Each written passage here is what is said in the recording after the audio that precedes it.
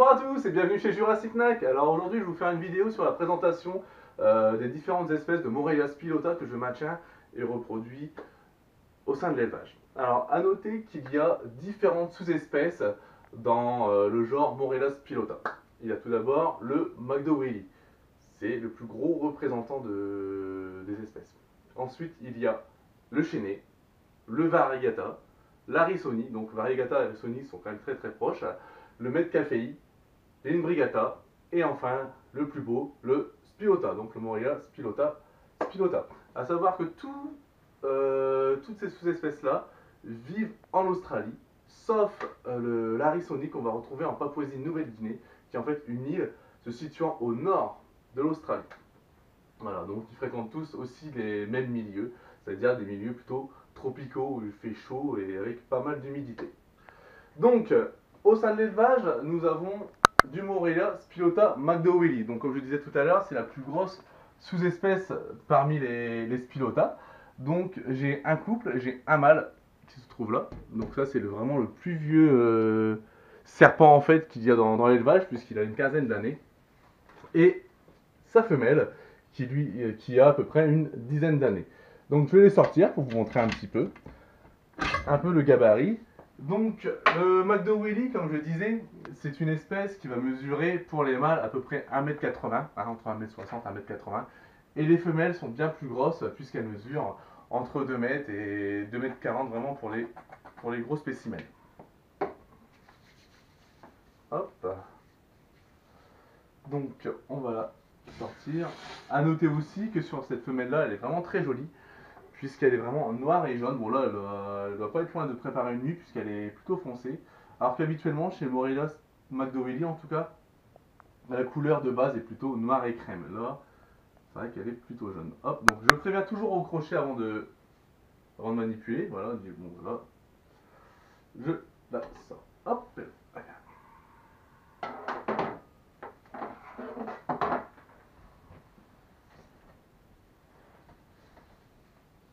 voilà, vraiment une belle mémère. Voilà, on peut se rendre compte vraiment du gabarit qu'elle fait.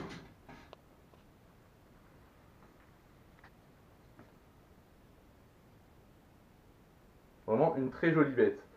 Alors, il est vrai qu'on peut souvent entendre que les Morelia spilota sont des vraies agrafeuses, surtout quand ils sont petits, et parce qu'ils ont un caractère plutôt nerveux. Mais comme vous voyez, en vieillissant, ils se calment de manière générale. Bon, après, c'est vrai qu'il existe des spécimens qui, quoi qu'il en soit, c'est dans leur caractère, ils sont un peu cons et ils resteront toujours nerveux, mais c'est plutôt exceptionnel. En général, ils se manipulent plutôt bien. Voilà. Hop, on va la remettre tranquillement dans son terrarium.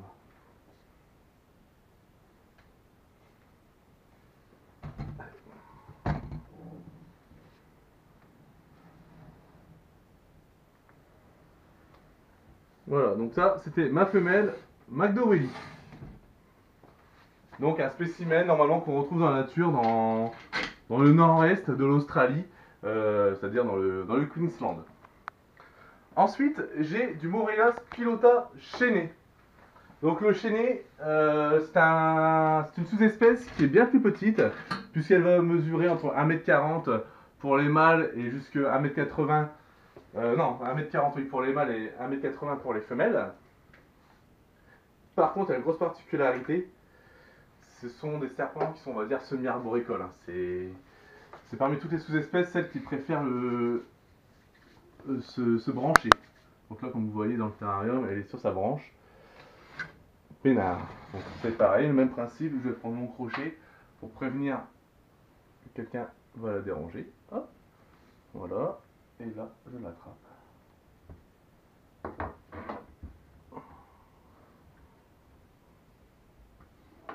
Donc ça, c'est plutôt une jeune femelle, puisqu'elle a un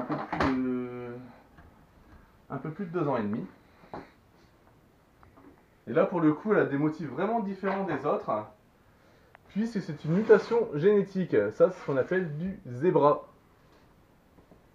Encore une mutation qui est pas super répandue. Et ce qui est plaisant chez les Morelia, cas chez les Morelia Spilota, c'est que ça se manipule plutôt bien. C'est très alerte en fait.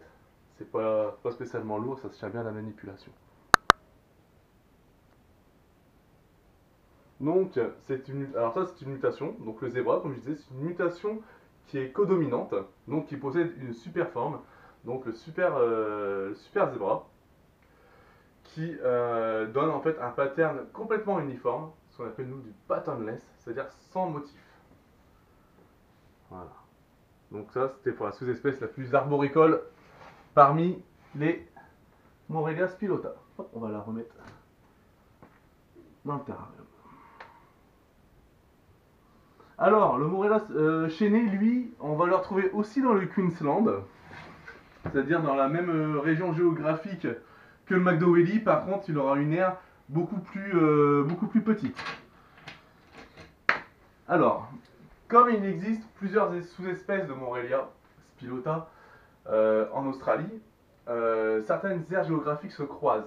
Et donc, il est possible qu'une sous-espèce s'accouple avec une autre sous-espèce et ça donne en fait des jeunes qu'on appelleront intergrades.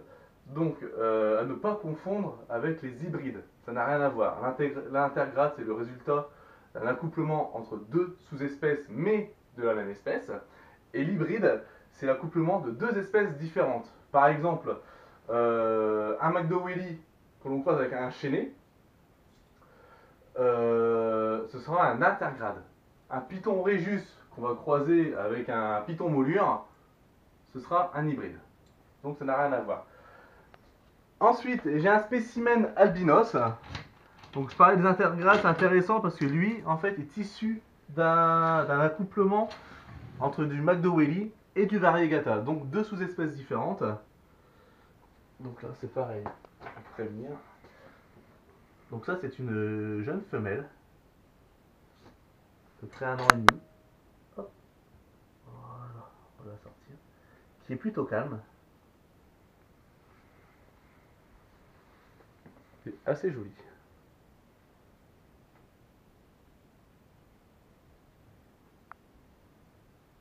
C'est quand même magnifique. Hein.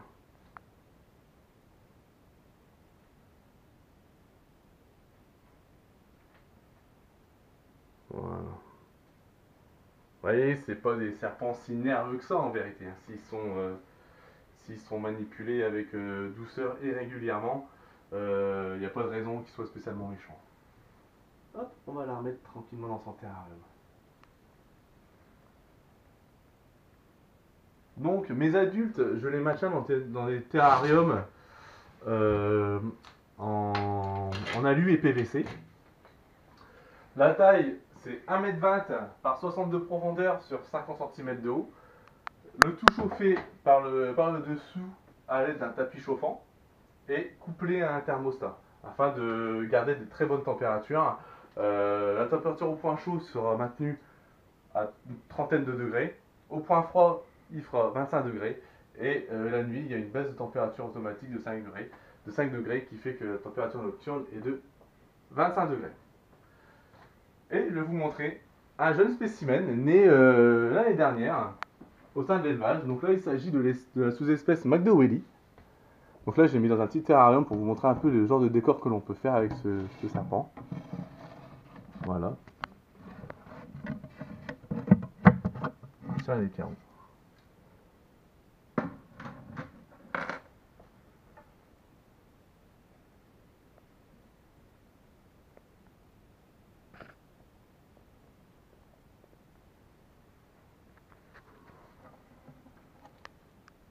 Donc c'est vrai que les jeunes sont un petit peu plus nerveux par rapport aux adultes, mais ils se calment. Oh, ça vient de me faire mordre, oui. Mais ils se calment en vieillissant. Hein. Donc ça, un jeune spécimen qui a à peu près 6 mois.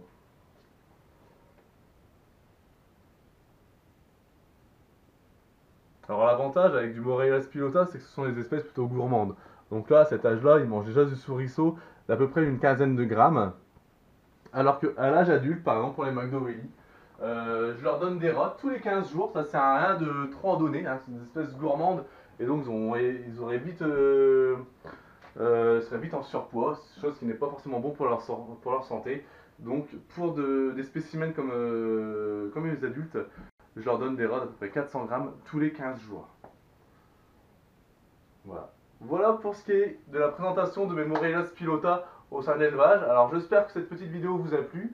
Si c'est le cas, n'hésitez pas à me suivre sur ma page Facebook, sur la page Jurassic Knack, et à vous abonner sur ma chaîne YouTube qui porte le même nom. Et ben voilà, allez, bonne journée les amis!